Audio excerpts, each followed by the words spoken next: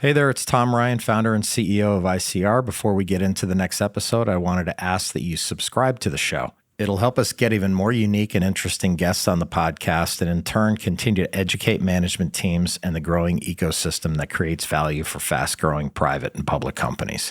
And while you're at it, head over to Apple Podcasts and leave us a 5-star rating. Very much appreciated.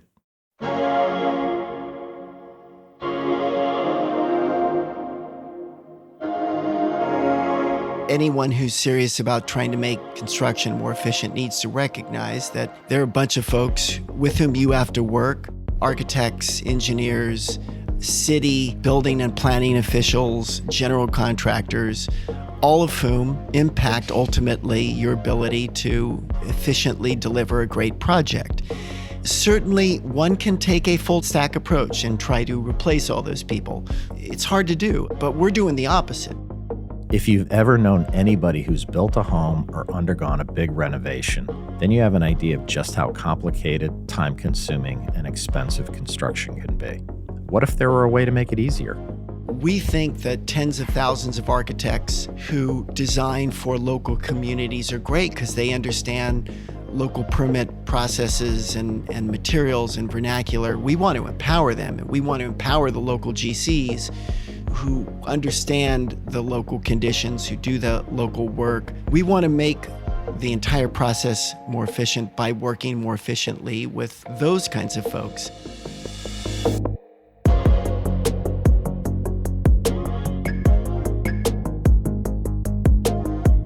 Being a public company can be hard. Small missteps can have outsized consequences. I'm Tom Ryan, founder and CEO of ICR, and over the last 20 years, we've helped thousands of companies understand and navigate the stock market and the media. We'll demystify these and other increasingly complex stakeholder groups so you can focus on what you do best, building your company and unlocking your true potential. This is Welcome to the Arena.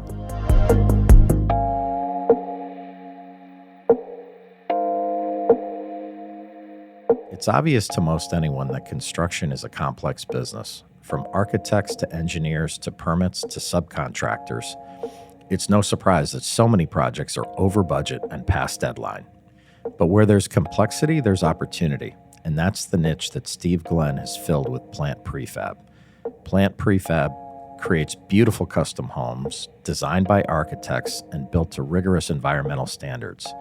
And by fabricating pieces of the structure in their facility simultaneous to construction on site, they're able to operate much more efficient than traditional companies.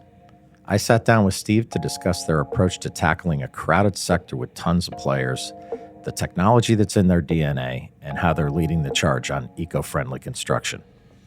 Let's enter the arena with Steve Glenn.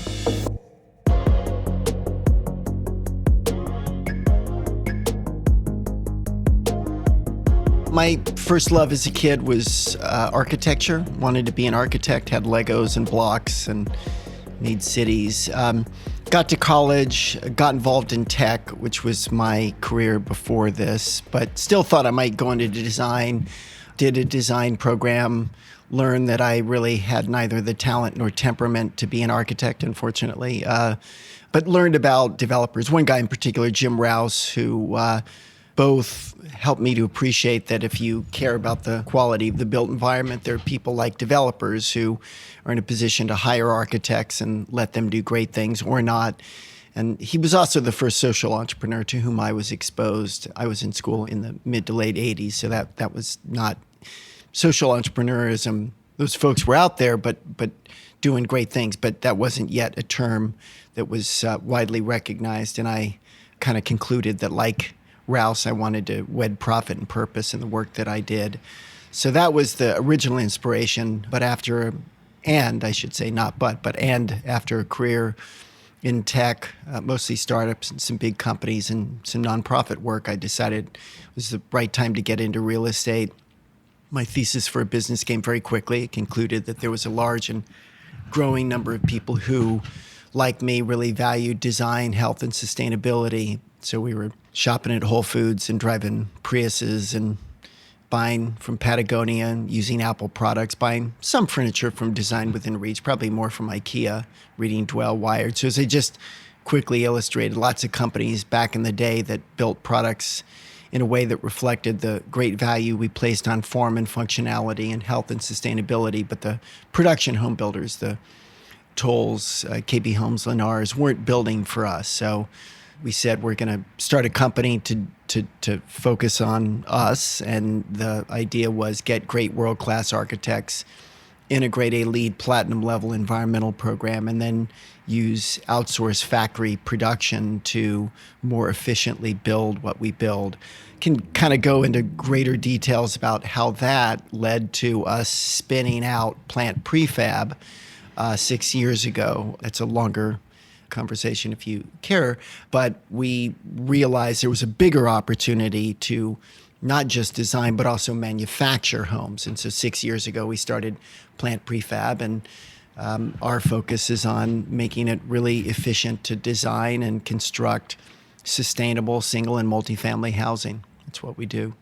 Well, it's super interesting to read about, and the more you read about what you guys do, the more you understand that it's really a disruptive technology company, and the market is absolutely gigantic. Maybe, like, in your mind, tell our listeners why Plant Prefab is a tech company. You know, when most people might look at what you do, and on the surface, you know, they don't dig deep enough, and they're like, oh, it's another builder. Like, why is the company a technology company? Well, on several levels. First of all, let's take a step back. There are three major phases involved in building anything, whether it's a home, an office building, a football stadium: design, permitting, and construction. And you will spend most of your time and money generally on design and construction. And frankly, you'll probably spend most of your money on construction. And so if you want to build more efficiently, it's not just the case that you can focus on the construction part. You have to focus on the design part. And so in the design domain, there are tools that architects and engineers use to design and engineer. And we have some tools to make that process more efficient, as well as some customer-facing web-based tools to make the design process more efficient. And then we created our own building system, have an issued patent, combines kind of the best features of the two major building systems, modules and panels, to create a more efficient way to build. That's under the construction phase. And we just today announced that we're opening a completely automated facility that will allow us to build our components much more efficiently. That uses robotic technology to allow us to do this.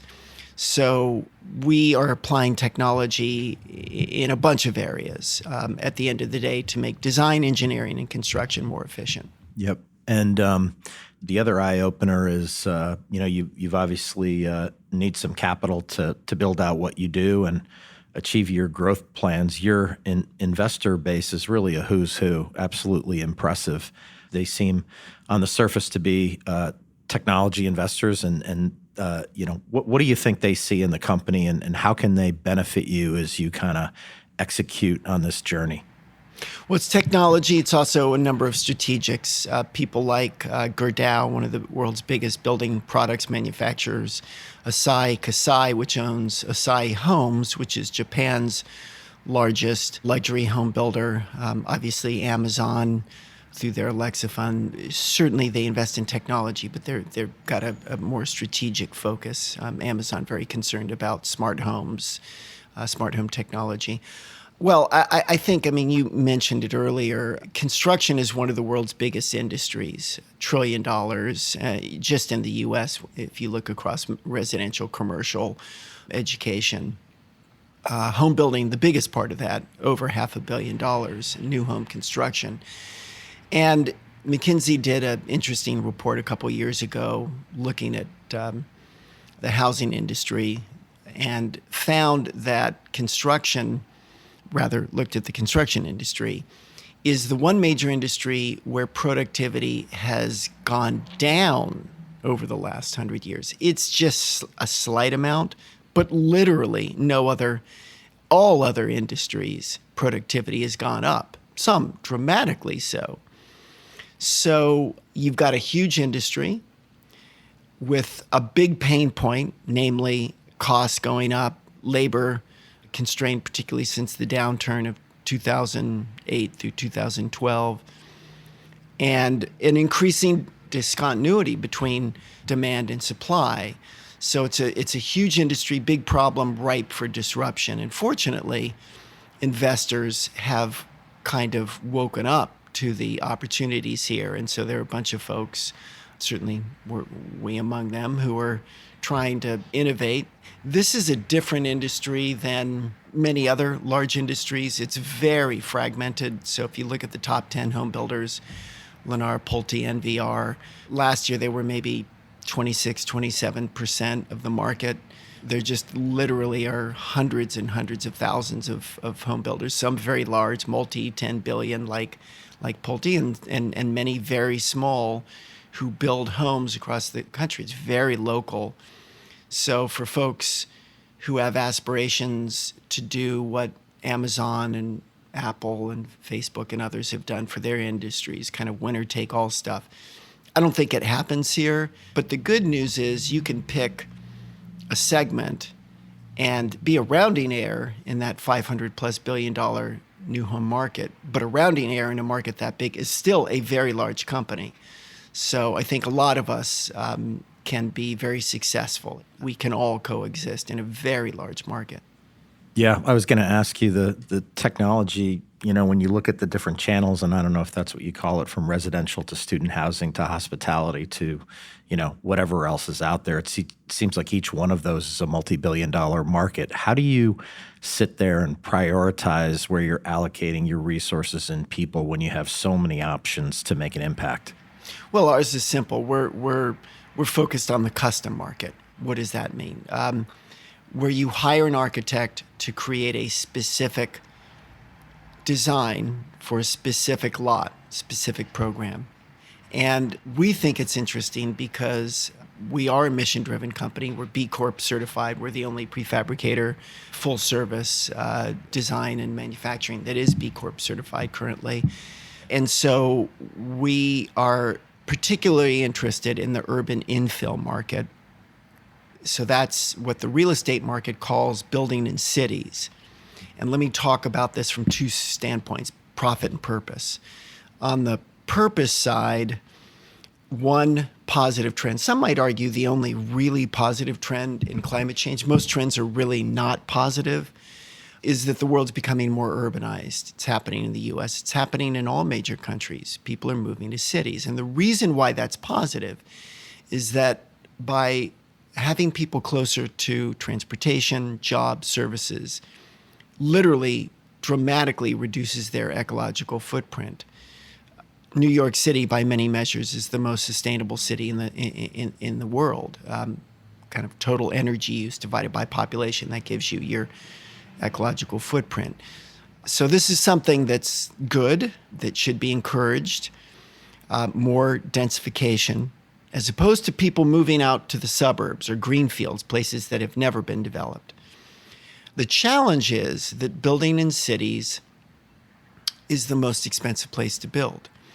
Land costs, labor costs, even permit fees are all higher, way higher than you find outside of cities. And there's another challenge, which is that in the US at least, lots aren't standardized. So lots can vary neighborhood by neighborhood. Zoning, setbacks, height limits can vary neighborhood by neighborhood. Design requirements, how you get into a lot, view and light opportunities. So whether you're an individual doing a new home in West Hollywood or a large developer doing a 50-story condo project in downtown LA, you are hiring an architect to create a specific solution for that lot. And that's just not going to change because, again, the lots have been set for, in some cases, hundreds of years. Very hard to change them. And so as part of an effort to make housing more efficient, more accessible. We've got to crack the code of how to build custom homes more efficiently, because that's mostly what happens in cities. It happens outside of cities too, of course, and we do that too. But in particular, urban infill is a huge market for us. So we're focused on that. And that, practically speaking, if you look at what happens in cities, there's an important distinction between big projects and small. Big projects, kind of 100 units and above, those are served by national or even international general contractors, people like Webcor, Turner, Swinnerton, Skanska, and those are professional organizations. They're good at what they do. The smaller projects, small multifamily, single family, actually it's a much bigger market than large multifamily. It's much faster growing than large multifamily, and it's served exclusively by local, often mom and pop GCs, some of whom are great and some of whom are not so great, which is why you often hear about schedule delays and cost overruns and uneven quality. Forget about sustainability. That's our market. We're focused on becoming the first national supplier to that market. So, Steve, when I kind of hear you talk about the infill market and the custom market, it's worth putting some numbers around that. What I have seen is numbers that say Plant Prefab can build a custom house 20 to 50% faster than the traditional method, with 30% less waste at a 10 to 25% cost savings. That is mind-blowing to me. And is that something that you feel with, you're really well capitalized, you learn more about what you do every day? I mean, are those numbers that are kind of real and sustainable? Because if they are, it's absolutely incredible for the level of disruption and efficiency that you can bring to the market. Well, let me kind of clarify a couple things. First of all, those numbers are relative to traditional site-based approaches, number one. Number two, of course, they will vary widely by project. You almost always save time, and it's kind of very difficult not to, for this simple fact. We actually build off-site in parallel to the site work. In a traditional site-based process, everything is very linear, right? You have to start with the site work, grading, foundation, utilities, before you can start framing, electrical, plumbing. It all proceeds in a very linear path. You're subject to the vagaries of weather and schedule delays.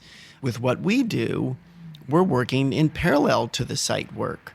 So that's a major time savings. And oh, by the way, it's an indoor facility with full-time staff, so we don't have to worry about scheduling in the same ways. We're not subject to weather delays. Our average project is in the factory for 3.5 months, actually a little bit less. So that's very fast. The average home in LA is 12 to 18 months total construction schedule at this point. On the cost side, now costs will vary widely based on what we're doing where. Sometimes we're not saving any money. In fact, we have some developers who are general contractors who said, I might pay a little bit more for you because I'm a GC, I manage my own subs. However, I can't trust them so much anymore because they're all so busy. I need reliability. I need speed. Speed is very important to me. That's worth something for me.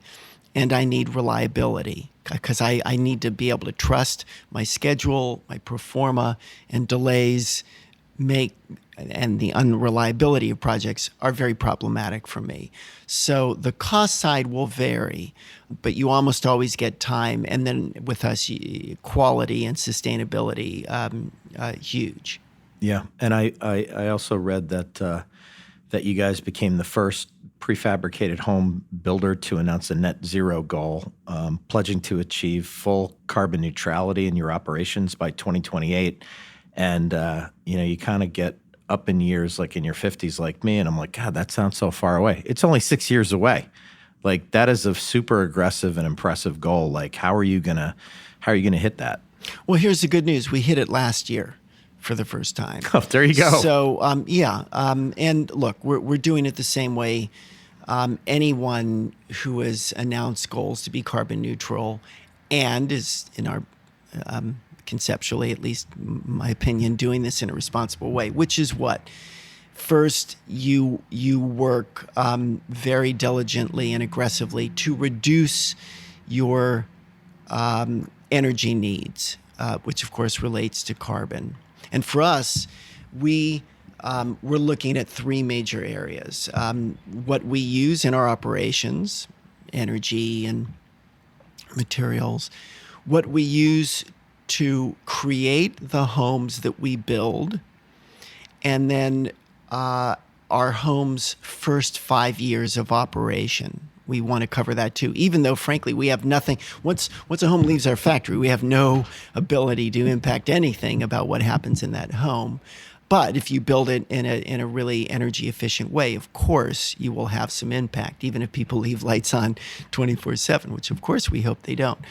So we're looking at that, and we actually issue a corporate sustainability report. You can find it at our site, where we detail how we're doing against these goals. So we work diligently to reduce our carbon emissions or energy consumption. Two are inexorably related. And then we offset what we are using. That's how we achieved neutrality last year.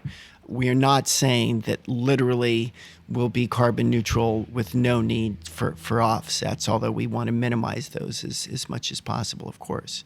Yeah, progress is a good thing. I think it's very difficult to be perfect, but the strides you're making in that area are super impressive. And, these days, things like that not only are good for business, they attract capital. And doing the right thing obviously can coexist, as you said, with profit if done in the right way. So congratulations on that.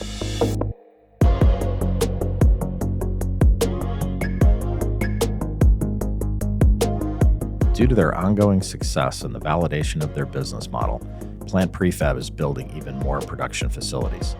I asked Steve how they're building technology into the fabric of these facilities and how they'll increase capacity. Yeah, well, let's talk kind of big picture. What's your strategy here? It's a not atypical in manufacturing hub and spoke model. So the idea is we will have a smaller number of hubs, and those are the places where we are manufacturing or will manufacture our components with a very high degree of automation. They will provide those components to spokes who will assemble them for our clients, and those spokes are located closer to the markets we serve. We are doing more and more multifamily projects. That's a big capability that the hub will enable, because we'll be able to do 800-900 homes or dwelling units a year from that facility at capacity. But let me take a step back. What more specifically are we doing? I mentioned earlier, have a proprietary patented building system. It's called the Plant Building System. It's comprised of a new kind of panel we developed and then modules that we create with the panels. There are two major building systems in prefab, modules and panels. And companies who work in this domain tend to do one or the other. Both have advantages and disadvantages. Modules are great because you can build in parallel to your site work in an all-weather facility. Talked about that a little bit earlier. You can potentially leverage lower cost labor relative to where you're building. I didn't talk about that, but that's one of the ways you can save money. So those are all great advantages. The downside of modules is that they're very expensive to ship, and they have a lot of redundant framing or structure. And so it's particularly difficult for the multifamily folks to use them at times, because they're looking to maximize number of units, maximize floor space, height, and redundant structure makes that difficult. So they often use panels. Panels are the other major building system in prefab. They have much less redundant structure, so they are better suited in many cases for multifamily projects, and they ship flat, so much more efficient to ship. The downside of panels, at least the leading system in the US, is called a SIP, structural insulated panel. So you get framing and insulation, but you still have to do electrical, plumbing, cladding, drywall, paint. if it's a kitchen or bath, your millwork, your tiles, your appliances. So all that work I just alluded to shifts back on site. But remember, we're working in areas in particular where your labor rates are the most expensive. So we want to avoid that work, both in terms of cost and delay. So we designed and patented a new kind of panel. We're building it with limited automation now with our third factory, our first hub, with an extremely high level of automation. And it includes infrastructure, finish work. So it's a much more complete panel than current generation and of SIPs. And we combine it into specialized modules for the expensive parts of the home, the kitchens, baths, utility cores. So now we have greater cost efficiency, transportation efficiency, and design flexibility.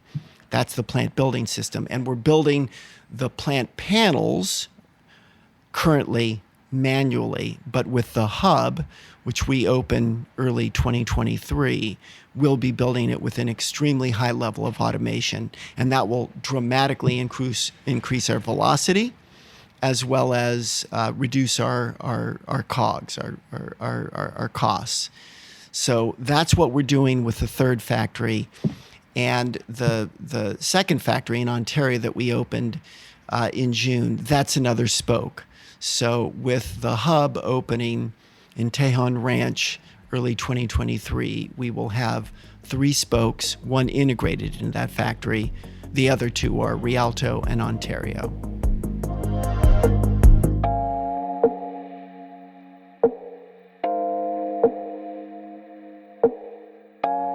More and more the folks that we deal with do care about sustainability. Now, maybe it's a self-correcting problem because that's a core focus for us, so they're just coming to us.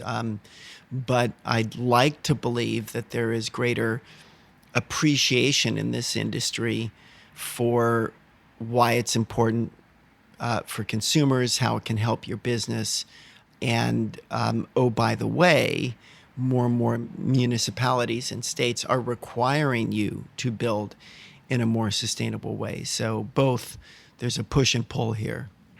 Yeah. Listen, we deal with public companies all the time. They're all under pressure to make advances in ESG, and rightfully so.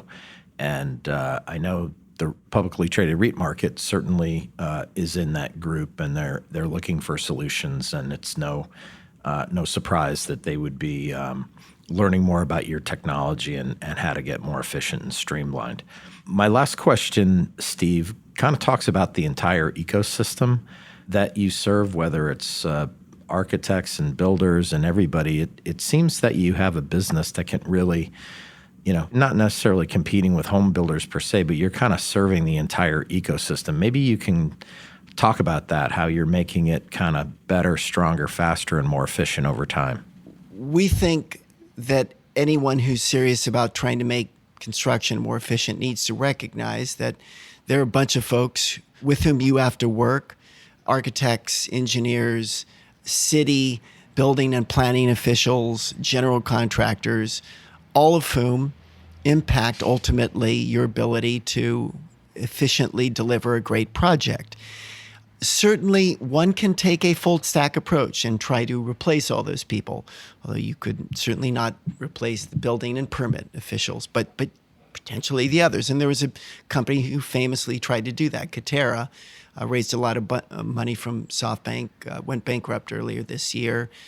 It's hard to do, but we're doing the opposite. We think that tens of thousands of architects who design for local communities are great because they understand local permit processes and materials and vernacular. We want to empower them, and we want to empower the local GCs who understand the local conditions, who do the local work. We want to make the entire process more efficient by working more efficiently with those kinds of folks. And so that's how we've kind of set ourselves up. And we've got tools for those folks, building system optimized for the kind of work they do. And that's our approach.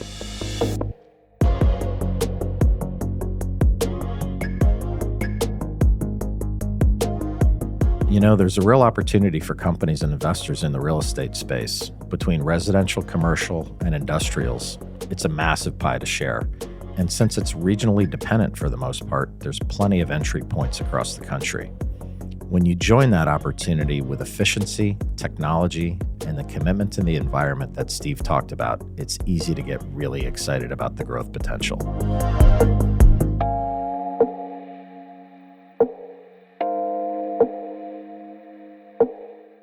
At Welcome to the Arena, we're working really hard to bring you exciting guests and great content.